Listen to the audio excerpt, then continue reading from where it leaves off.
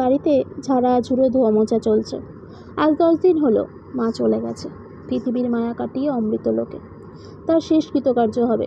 বাড়িতে লোকজন আত্মীয় স্বজন আসবে। অফিস থেকে তো ছুটি দিয়েছে, হাতে তেমন কাজও নেই, তাই নিজে দাঁড়িয়ে থেকে কাজে তদারকি করছে আবির। দাদাবাবু, আপনাদের ওই পেছনের কর্নারের ঘরটাও বৌদিমণি পরিষ্কার করতে বলেছেন, কিন্তু ওটা তো বন্ধ। হ্যাঁ চলো, আমি খুলে দিচ্ছি বলে আবির ঘরটা খুলে দিল। এটা মায়ের ঘর। বয়স হয়েছিল, তারপরে চলাফেরা করার ক্ষমতা হারিয়েছিল, বড্ড নোংরা করতো। তাই সোনিয়া বলেছিল, ঘরের সামনে সবসময় নোংরা ভালো লাগে না, তোমার মাকে পেছনের একটা ঘরে রাখো। তাই করা হয়েছিল। ঘরে তেমন কিছু নেই। মা খাটে শুতে পারতো না, খাট দেওয়া হয়নি। মা নিচে মেঝেতেই শুতো। ওপাশে জানলাটা খুলতে গিয়ে পায়ের কাছে কি যেন একটা ঠেকলো আবিরের। ডায়েরি না? হ্যাঁ ডায়েরি তো, মায়ের ডায়েরি মনে হচ্ছে। ডায়েরিটা তুলে একটা চেয়ার টেনে নিয়ে বসলো আবির। ডায়েরির পাতা উল্টাতে উল্টাতে আবিরের মনে পড়ল, কি সুন্দর হাতে লেখা ছিল আমার মায়ের। আমার স্কুলের প্রজেক্টের খাতা মা লিখে দিত। বন্ধুদের কাছ থেকে আনা নোট দেখে মা রাত জেগে আমার নোট লিখে দিত। পরে মায়ের হাতে লেখা এত খারাপ হয়ে গিয়েছিল, হয়তো বয়সের ভারে, হয়তো ভালো চোখে দেখতে পেত না, হয়তো হাত কাঁপত। আমার অবশ্য খোঁজ রাখা হয়নি। মায়ের লেখাগুলো দেখতে দেখতে একটা পৃষ্ঠায় এসে থমকে গেল আবির।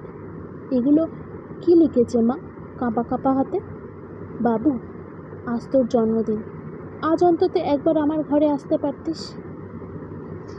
আমি জানি তুই ভীষণই ব্যস্ত, কত বড় অফিসার, কত দায়িত্ব, তারপর তোর সংসার, সব মিলিয়ে তুই। আমি জানি বাবা, তবুও আজ যে তোকে বড় দেখতে ইচ্ছা করছে রে। আমি জানি আমার গায়ে অনেক নোংরা, গন্ধে তোর বমি পায়। আসলে তোরা তো আমাকে নির্বাসন দিয়েছিস, নির্বাসন ছাড়া আর কি বলবো বল। হলোই বা নিজের বাড়ি, যে বাড়িতে কারোর সঙ্গে দেখা হয় না, দিনের পর দিন কোনো কথা হয় না কারোর সাথে, চলাফেরা করার ক্ষমতা হারিয়ে এই 4 দেয়ালের মধ্যে বন্দি, শুধু কাজের লোক দুবেলা ভাত দিয়ে যাওয়া। এই জীবনটাকে নির্বাসন ছাড়া আর কি বলা যায়। জানিস বাবু, তুই যখন ছোট ছিলিস, খুব ছোট, আমি খেতে বসলেই তোর পায়খানা পেত। পিসিবাড়ির বউ আমি, সংসারের কাজে সবসময় ব্যস্ত থাকতে হতো, ঠিকমতো খাওয়ারও সময় হতো না। তুই কান্না শুরু করলে তোর ঠাকুমা আর রাখতে পারতো না, তাই বেশিরভাগ দিন তোকে কোলে করে নিয়ে আমার ভাত খেতে হতো। আর অমনি দিতিস পায়খানা করে। কি আর করবো, নাড়া লাগলে তোর আবার পায়খানা হবে না, তাই এই ভেবেই তোকে কোলের মধ্যে রেখে খাবার খেতাম। জানিস, একটু গন্ধও আমার নাকে লাগতো না, বরং তাড়াতাড়ি খেতাম, যাতে আমার সোনা ছেলের কোনো অসুবিধা না হয়। তোর একটা বদঅভ্যাস ছিল, রাত জাগা। দিনে ঘুমাবি আর রাতে জেগে থাকতিস। সারাদিন কাজের ধকল, রাতে না ঘুমাতে পারা, তোর সাথে রাত জেগে রাত কাটানো দিনের পর দিন, তবুও ক্লান্তি মনে আসতো না জানিস। তোর মুখের দিকে তাকালে সব কষ্ট কেমন যেন মুছে যেত। তোর বাবার সামান্য রোজগারে আজকের এই এত বড় অফিসার হয়তো তোকে বানানো সম্ভব হতো না। সংসারে কার্পণ্য করে, কোনো বিলাসিতা না করে তোকে মানুষ করার সেই আমার অদম্য জেদ। সংসারের কাজের ফাঁকে রাতে তোর পড়ার সময় তোরই পাশে বসে হাতের কাজ করেছি 2 পয়সার জন্য, তোর একটা টিউশনের খরচ জোগানোর জন্য।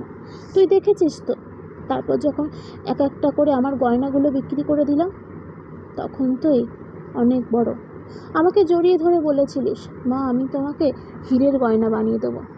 এক অজানা আনন্দে সেদিন চোখের জল আর বাদ মানছিল না আমার। কিন্তু বিশ্বাস কর বাবু, শুধু আমি কেন, পৃথিবীর কোনো মাই সন্তানের কাছে দামি গিফট চায় না, চায় একটু ভালোবাসা, একটু স্পর্শ, চায় সন্তানের ছোঁয়া। আজকে খুব দেখতে ইচ্ছা করছে রে তোকে বাবু, যদি একবার আমার ঘরে আমার কাছে আসতিস, সেই ছোটোবেলার মতো তোকে একবার বুকে জড়িয়ে ধরতে খুব ইচ্ছা করছে রে। তুই না হয় স্নান করার আগেই আসতিস, আমার এই নোংরা হাত দিয়ে তোকে না হয় একটু ছুঁয়েই দিতাম, একটু আদর না হয় করেই দিতাম। তারপর তুই ভালো করে দামি শ্যাম্পু বডি ওয়াশ মেখে স্নান করে নিতিস। দিন চলে গেল, রাত চলে গেল, রাতও চলে যাবে, তুই এলি না। ভালো থাকিস বাবু, ঈশ্বর যেন তোর মঙ্গল করে, তোর দীর্ঘায়ু কামনা করছি। শুভ জন্মদিনে এই শুভ কামনা রইল। ইতি তোর আশীর্বাদ বাদক মা। থারিটা বুকের মধ্যে জড়িয়ে ধরল আবির। চোখের জল ভরে উঠল চোখের কোণে। কি যেন একটা কি ব্যথায় টনটন করে উঠল বুকের ভেতরটা। মনে মনে শুধু বলল, মা, যে ভুল আমি করেছি তার হয়তো কোনো ক্ষমা হয় না, যদি পারো আমাকে ক্ষমা করে দিও। আজ মনে হচ্ছে আমার সব কিছু বিনিময়ে শুধু একবার তোমাকে ফিরে পেতাম।